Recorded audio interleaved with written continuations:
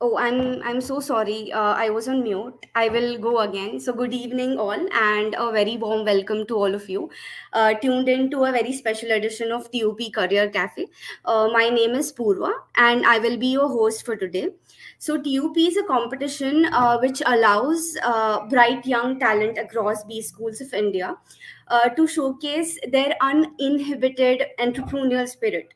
As an organization, Reliance has always believed in thinking big, thinking fast, and thinking ahead, right? And that's exactly what we are looking for in our future talent too. So we are looking for change makers and trendsetters and innovators who are willing to take that first step to make a difference, one step at a time. Moreover, for those who do dare to do so, they stand a great chance to enter the national finals of TOP as well as to win a PPI, that is pre-placement interview, for the prestigious Reliance Emerging Leaders program.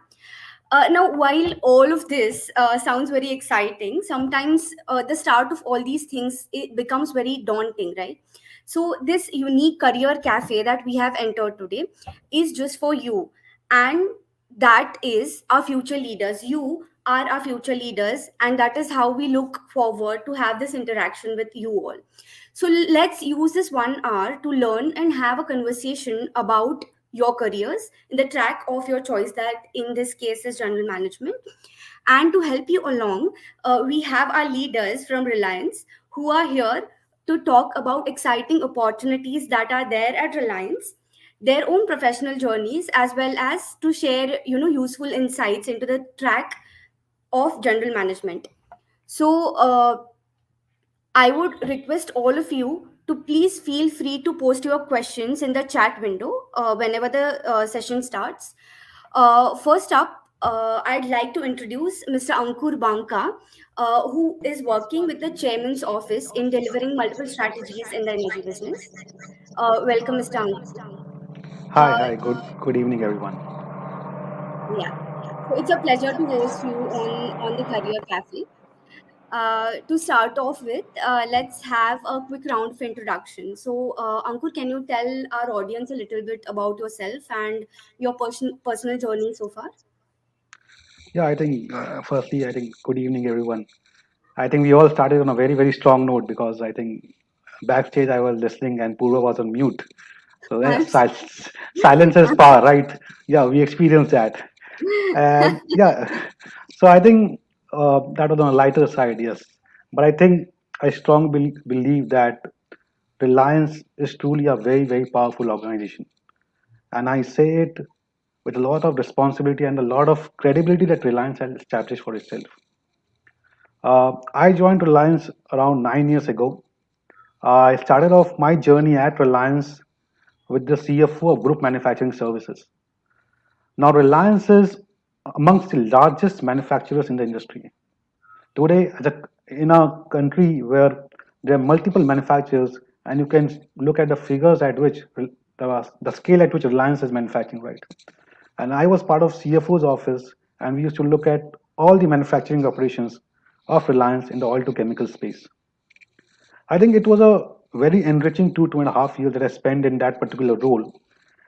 Given that my interactions in that particular role was mostly with chartered accountants, plant managers, people who are very different from the kind of roles or kind of academics that we might have studied, right? So I think that is a very different flavor that you get from a academia to a professional journey that you step on.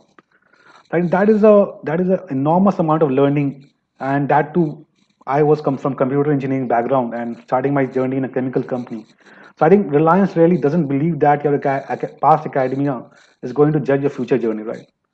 It gives you a sense of credibility, but yes, your future path is charted upon what you're doing present.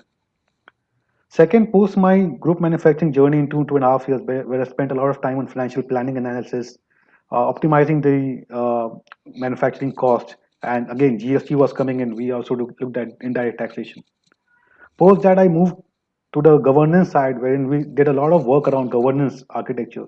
Because again, you might be reading in the newspapers. I think we're all B school grads talking about learning out of newspaper. I think governance piece is a very important piece in any listed entity today, right? So we're trying to put in processes, systems and data and analytics that you guys talk about, because analytics is a very important piece, but that is established on processes, systems, and data. So I think the bedrock for that particular analytics piece was established in that particular role that I did in 2016-18. I spent a couple of years then in supply chain transformation because a lot of digital transformation was taking place. And again, it was a very, very different experience from finance to governance and a process transformation to a entirely supply chain transformation when talking to shipping lines, your CHAs, your chartering times. Right? It was again a very, very different, holistically focusing on operations. Next, for the last 2.5 years, I've been part of chairman's office and now presently closely working with a member of board member and executive directors, and I'm looking after the strategy for the oil to chemical space. And yes, we are doing a lot of work on oil to chemicals, and you get to read in the newspapers, and as and when we announce, I think. So that's my journey in a crux. And on a personal level, I'm married to Anusha. She's an architect, and I have a son named Rahit. Great to hear that, Ankur. It's quite a journey. Now, let's talk a little bit more about the businesses that you already mentioned that you have worked within Reliance. Now, Reliance being a federation of diverse businesses, I'm sure our audience is keen to know more about the opportunities that are available in general management, specifically at Reliance, and especially in the business you are in currently. Yes, so I think Reliance Oil to Chemicals is a very, very huge operations when you talk about even in the scheme of Reliance. Reliance is known for its scale, but even in Reliance scheme of things, if you look at oil to chemicals, it's a revenue of 5 lakh crores, right? So a 5 lakh crore revenue is no small deal. Now, to manage that particular operation, I think what Reliance has done in the last 40 years, we are going to double that in the next 5 to 7 years. So you can imagine the kind of growth, kind of opportunities that will be there in oil to chemicals. When I say that we have already committed 75,000 crores over the next 5 to 7 years that we are going to spend in this particular segment of Reliance. Therefore, there are four ways to look at why we are going to make this kind of investment and the kind of opportunities that will open up for you guys. First is the rapid urbanization, right?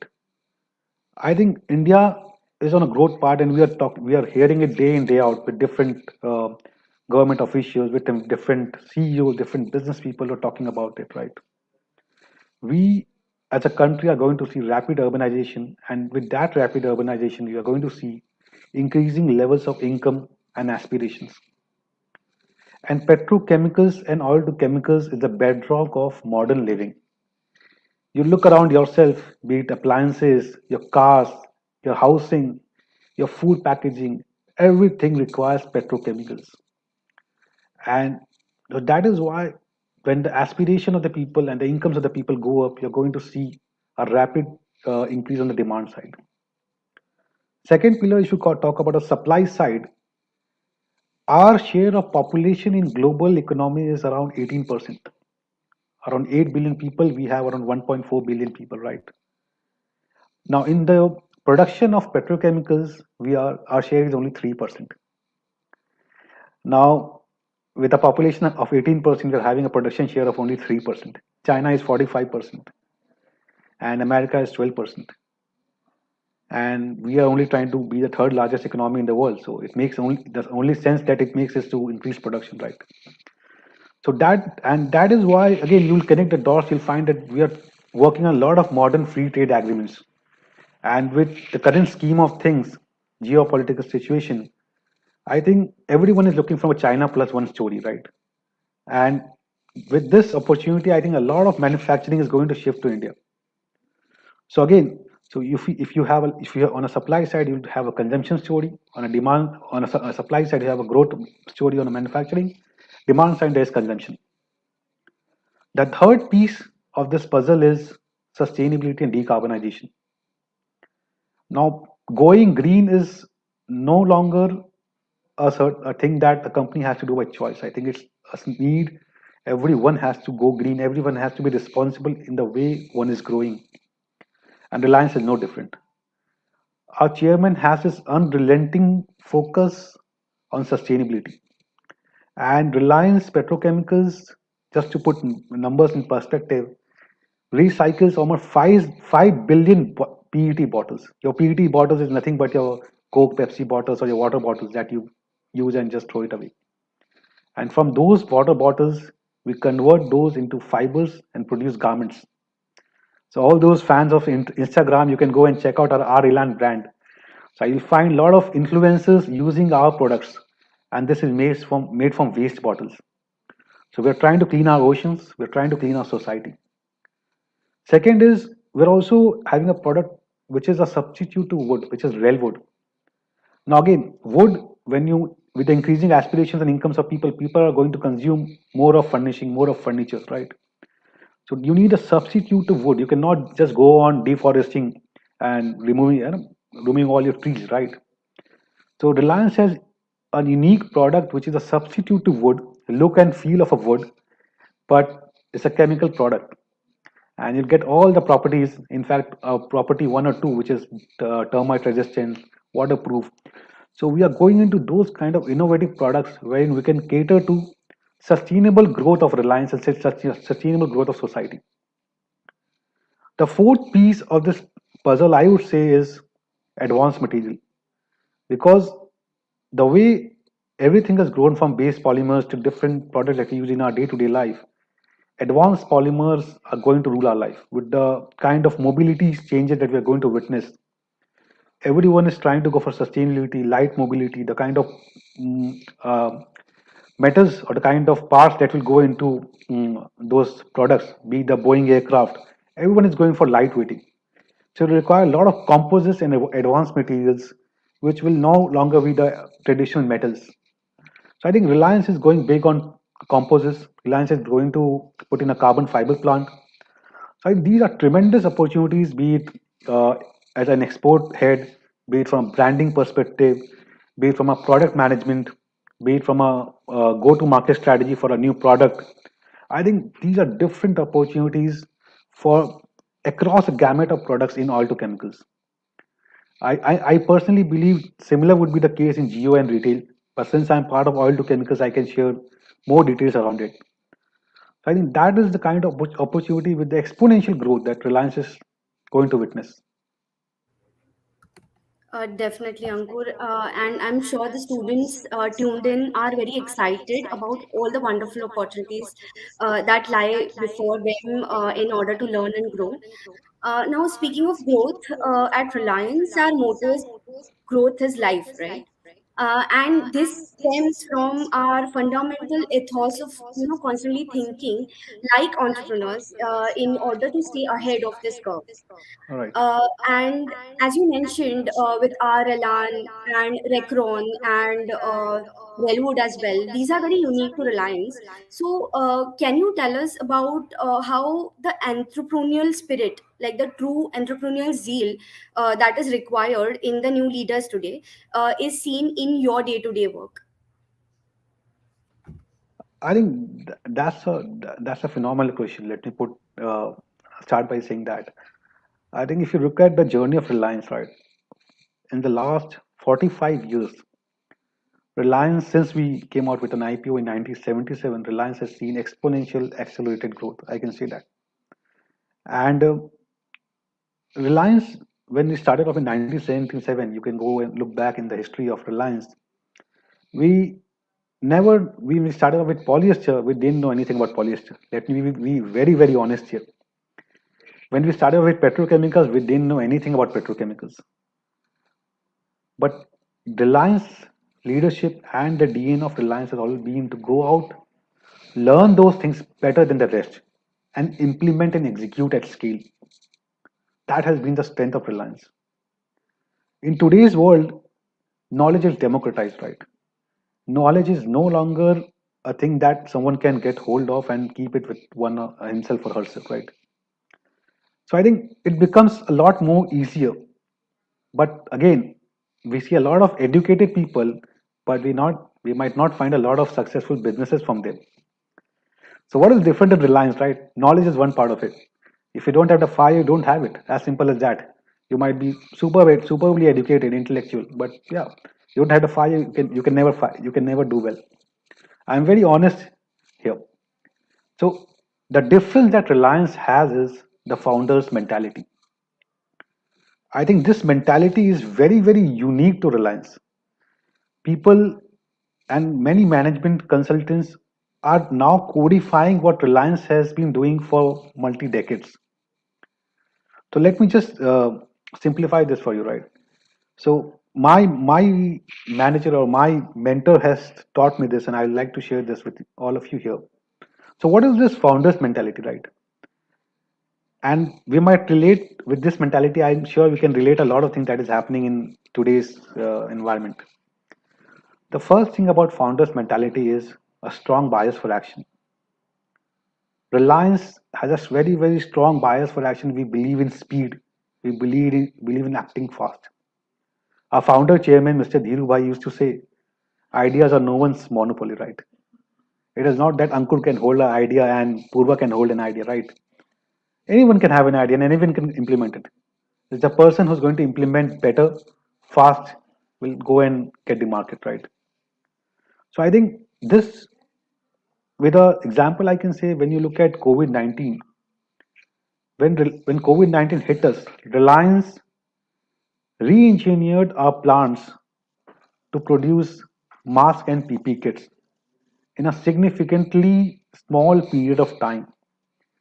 You need a strong bias for action for doing that, right? People will just be discussing a lot of things, but Reliance will go and just do it. That is point one. Second, we believe that we have a strong distaste for bureaucracy. Now, again, let me just relate it to the day to day working. Do you have different support functions, be it a finance or HR or an operations or a business, right? But unless and until all of them come together and work, you're not going to succeed. Raising a fund or raising working capital or raising a debt or equity in the market without having a business plan is going to, sooner or later, you are going to burn that cash. So I think that integration between different teams, breaking the silos and coming together and working is something that is again unique to Reliance. Our governance architecture is institutionalized in such a way that we have operational, tactical, and strategical level meetings in which cross-functional teams are coming together and trying to solve a problem. And that is very, very unique when you're talking about entrepreneur, right? Entrepreneur will not just go and sit in a room and yeah, मैं ही करूँगा. You need to go and talk to people. You need to come and find a solution. That is again a spirit of an entrepreneur. And third, and which I believe is very important in today's scheme of things, is you need to understand that cash is king. Reliance has a very, very strong focus on sources and usage of cash. And you might have read it many times that your top line is vanity, bottom line is sanity, but the cash in bank is your reality. So again, people can relate things to the environment that is there in today's world. But this is the truth when you're talking about any successful entrepreneur.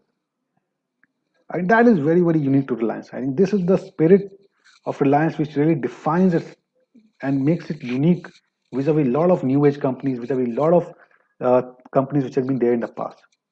And that is the spirit of Reliance.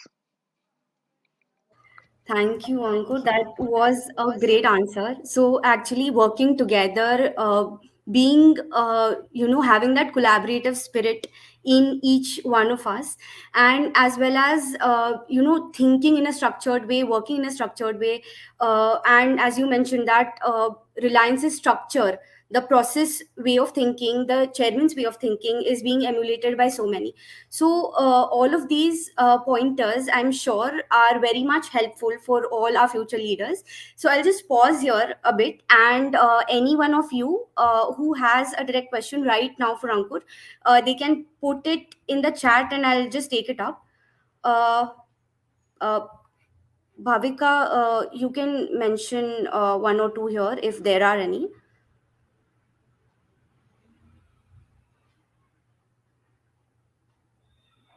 uh, and if not, then I'll just carry forward with the questions that I had when I was there sitting on the other side. So I'll proceed further with my next question. I have this concern when I was a student about this transition from campus to corporate, right? So being a college student and then working with Reliance as a Reliance emerging leader was a great transition for me. So I'll request Ankur to travel back in time, and you can tell us what are some of your fondest memories about your campus life, or early corporate life as well. And moreover, it's about how, if you could switch places with the students here today, what are the few advices that you would give your younger self?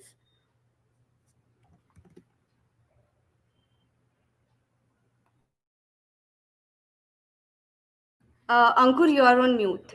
Yeah, sorry. I think I think it's very very nostalgic when I think about the fondest memories on campus and transition to corporate. I think uh, one piece of advice I think at least I would like to start with that is I think when I was a student back then, I think we should not be very serious. I think that sense of life is sense of present is not going to come.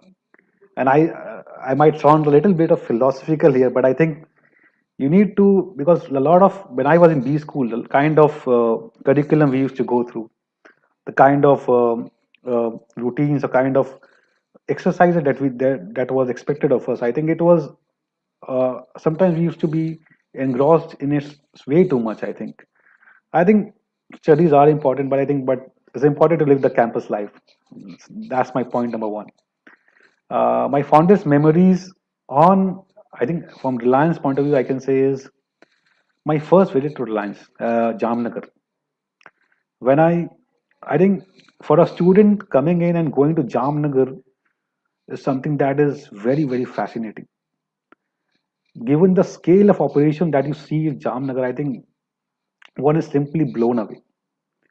The kind of uh, uh, way the crude is coming into the tanks, the way it's getting processed, the way the plants are getting run, and the sheer scale on size of operation is something that you'll not see.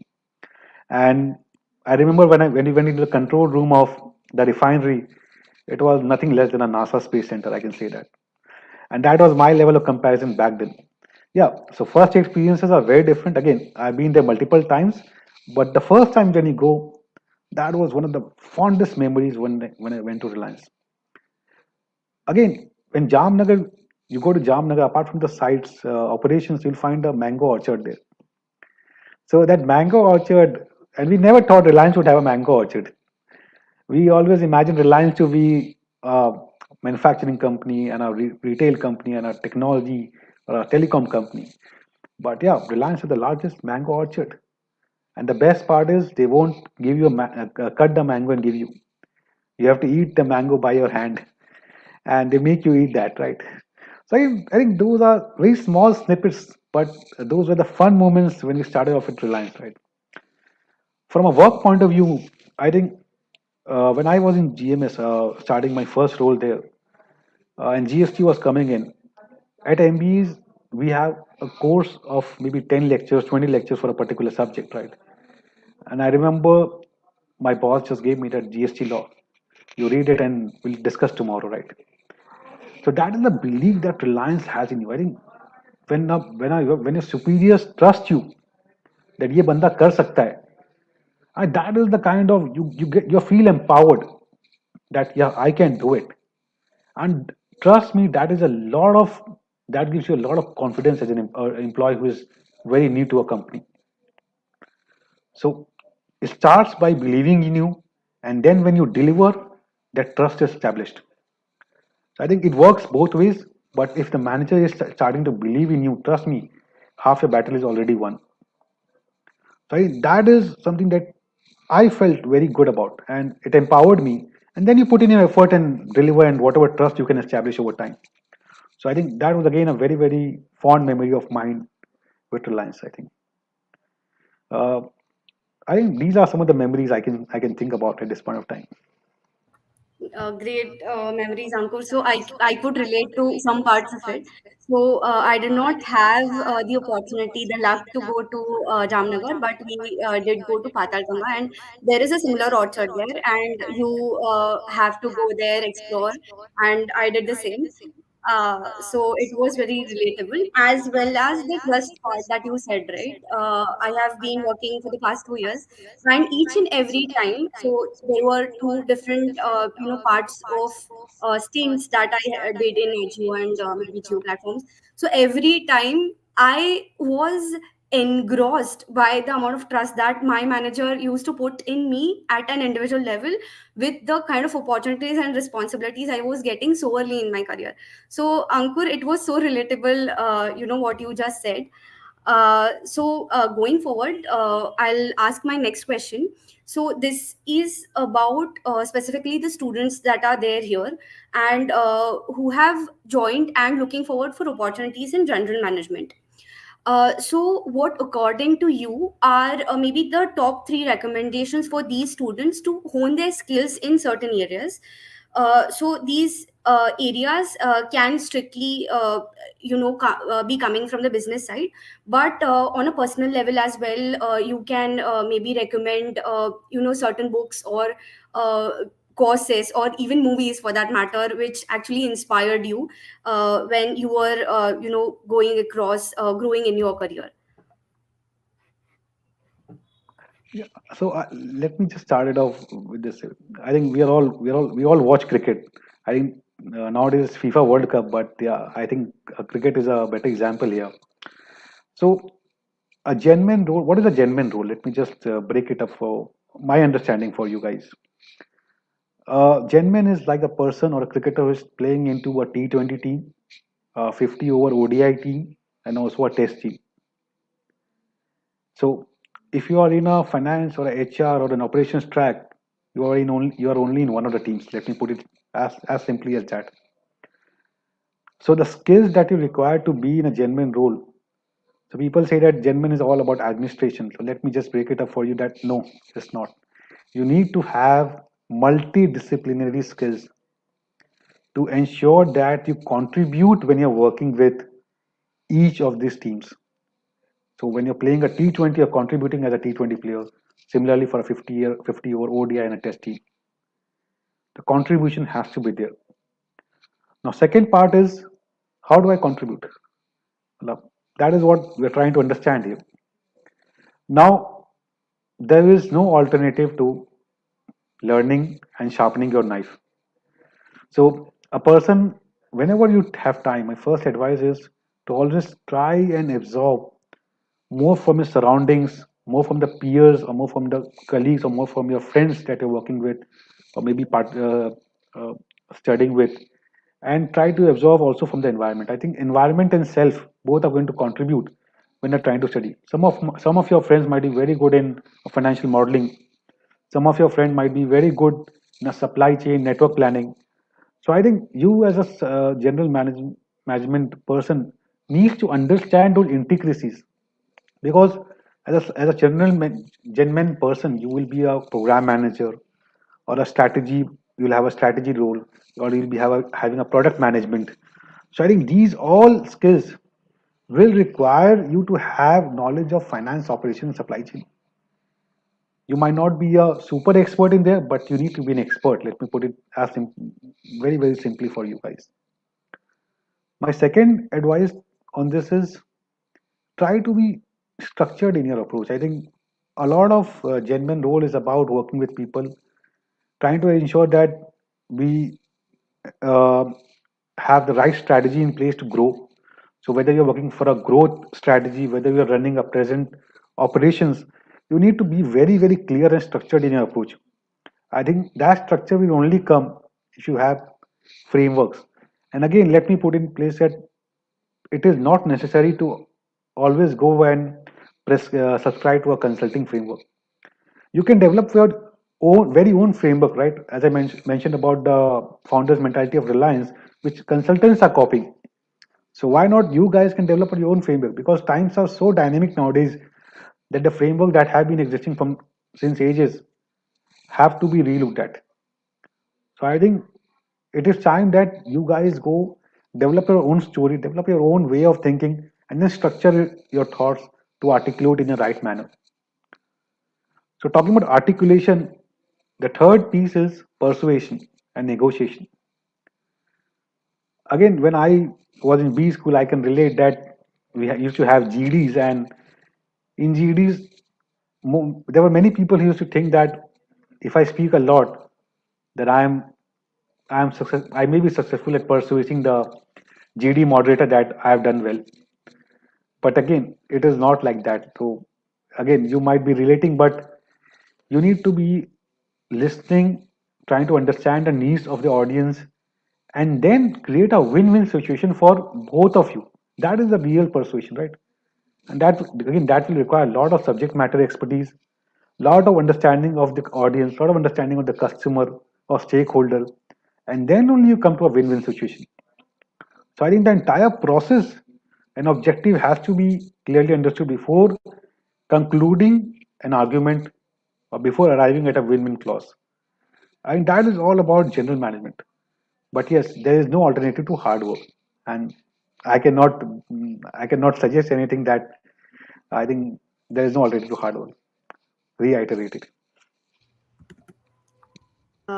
Definitely, Ankur. So, actually, the last part of it, specifically the hard work and the uncertainty, that with which we work nowadays. So, you mentioned that, the age-old wireframes and frameworks that have been used even in our academia during our management, studies have maybe lost certain bit of relevance, and that is where your own creative thinking and your own thought process comes in. Pondering on that, I feel that one of the biggest teachers in the recent past has been the disruption that the world encountered and witnessed through the pandemic. So work certainly has changed post pandemic, and everyone had to change and adopt to the new change. So can you tell us about how things have changed for you at work, and what is the new normal for the students who are going to come up as Reliance leaders eventually? So yeah, I think when COVID struck us in 2020 March, I remember uh, we were working from office, and uh, we had certain mails from our human resources department that yeah, some will be starting our work from home for a certain bit of time. I think it was a week or two, because no one imagined the uh, kind of gravity of the situation at that point of time, I can say. So I think it was an upside down kind of a turn overnight, I can say that. And we thought it would be for a certain period, and we had established war rooms in which we thought that we would be sitting and trying to run the operations. Yeah, again, war rooms are a concept that has been using in the industry for many decades, right? But yeah, when the government announced the countrywide lockdown, we had to lock down. And given the kind of operations that we have, most of our operations are continuous operations. We rarely have batch operations, and folks from operations would relate to it. Our continuous operations needs to run continuously, as simply as that. So the kind of and we cater to a lot of essentials that were required, because a lot of food packaging you all require their polymers. So we had to cater to milk pouches, food packaging, all those things had to be going on, because food was not stopped, pharma was not stopped. So I think overnight, as an employee, I think I was thinking a lot of things were going on mind about life and livelihood. I can say that it was all about balancing life and livelihood. I think at Reliance, our processes and systems and data that we had established, and Reliance had been on the digital transformation path for, I would say, almost 10 years now. And we had there were some hiccups. I would not say that there were not no hiccups, because you're trying to transition overnight. But I think the processes and systems really help transition a lot of work that we were doing into to ensure that they were being done seamlessly. That was the first part. I think technology played their bit in trying to ensure that the balance of life and livelihood was maintained. I think second bit that Reliance has is the ecosystem that Reliance has. I think this is again very unique to Reliance. Very few corporates in India will have the kind of ecosystem that Reliance has. We have, you name it, we have a healthcare facility for you guys. We have a grocery facility for you guys.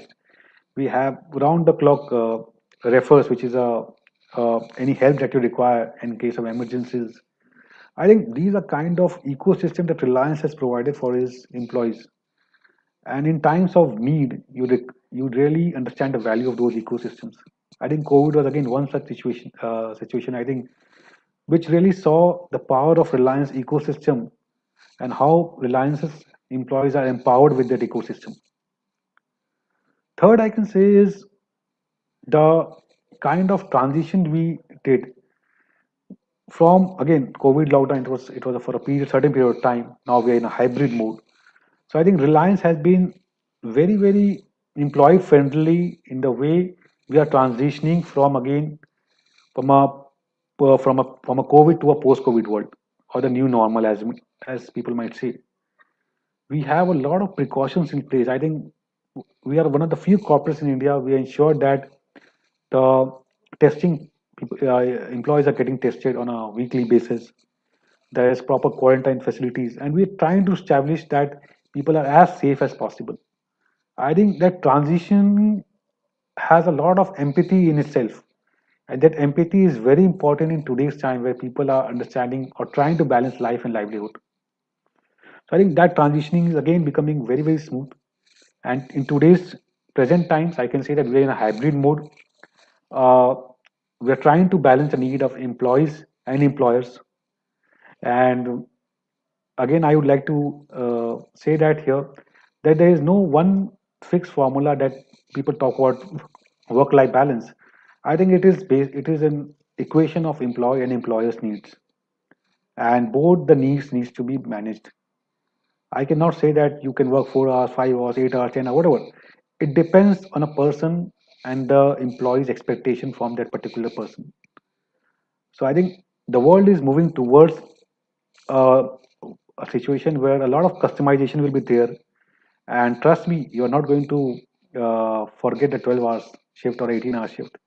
Those will still be there because there are certain roles which require the kind of commitment, the kind of work and that will always be there. But yes, it will not be a general thing. It will be a lot of customization. It will vary on how the employee and the employer wants to manage the needs of the employee and the employer. That is how I look at it. Uh, True, Ankur. And as you mentioned, at Reliance, the balance between the employer and the employee is so well catered to. That for Reliance, going through the rough patch and finding the new normal for this, portfolio of organizations was like way smoother than many others. So now maybe this is my last question in the career cafe, and most of the joinees in this career cafe aspire to be part of the Reliance Emerging Leaders program. So this program in itself provides exposure through a rotation in multiple stints uh, within the first year, and beyond that also there are multiple growth opportunities that have been provided for all the rels in the program. So for all our young leaders who aspire to be in this program, uh, why do you think that having such a program and going through this rigorous amount of exposure across businesses in Reliance is important? And how do you think the students here can build a strong foundation to get an exposure to this program? So I think RELP is a flagship B school program. As I think there are two stints, and the the way I look at it is a way to provide experimental and structured learning.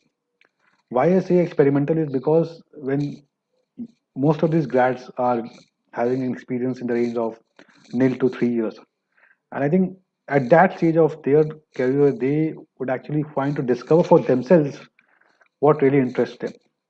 I think that two change is giving them opportunity to experiment and trying to understand the intricacies or the nitty-gritties of a particular role and a particular uh, function, I would say, also at this point of time. I think that is really, really phenomenal because the flexibility lies with you in that particular year of uh, joining, right? Second is about the structured learning. So I can say if one wants to learn, knowledge is available. As I mentioned, democratized knowledge. But what really RELP does is it bring in a structured form of learning when you're provided with all the tools to make sure that you waste less time in trying to explore the tools to learn, right? So I think it will save your time, it will save your energy, and those energy can be used for fun. As simple as that. So let the RELP folks do the work for you and structure the program, and I learn and enjoy the life. I think that is how fascinating it is. Third point here is when you're working and rotating across two stints, I think you also get to experience the culture fabric of an organization.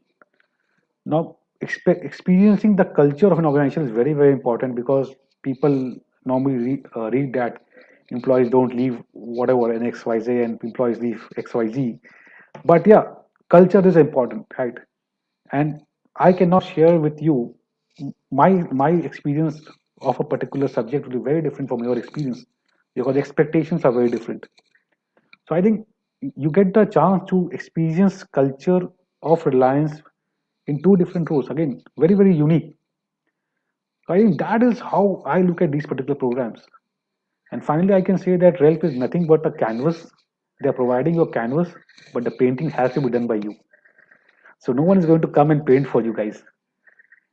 And we are all there to support you. It's a launch pad. And yes, we are country's best employer and we are here to support you. But yeah, work has to be done by you guys. Yes, Ankur, as rightly mentioned, the onus is on us. But the Reliance Emerging Leaders Program is a great launch pad. So I won't agree less because I actually can't feel help nostalgic. I myself joined this program in the year 2020. And what you mentioned about the two different stints and getting the knowledge of the fabric of this organization's culture itself and the diverse kind of roles, responsibilities, and projects that you get subjected to are truly something that any B school grad needs to experience. So I'll just take this opportunity to talk more about the program. We can put up the slides. Yeah. So the Reliance Emerging Leaders Program is a gateway to the young leaders of tomorrow to join us and drive challenging projects across the Reliance Group. This is our group-wide program for all the management graduates.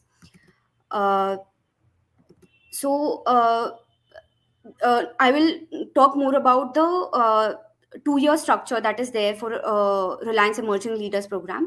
So the RELP involves a 2 year developmental journey with challenging stints in the first year across different businesses of Reliance, and a final role allocation happens in the second year. So these stints and the final role allocation could be across any businesses, be it O2C, be it new energy, retail, geo, and all other allied businesses. The projects as well as the final allocation will be in the track of your choice, in this case, which is general management.